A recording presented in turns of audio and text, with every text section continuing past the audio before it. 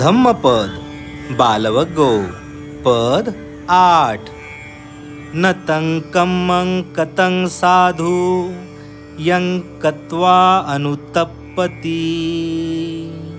यस्य अस्सु मुखो रोदं विपाकं पटिसेवती.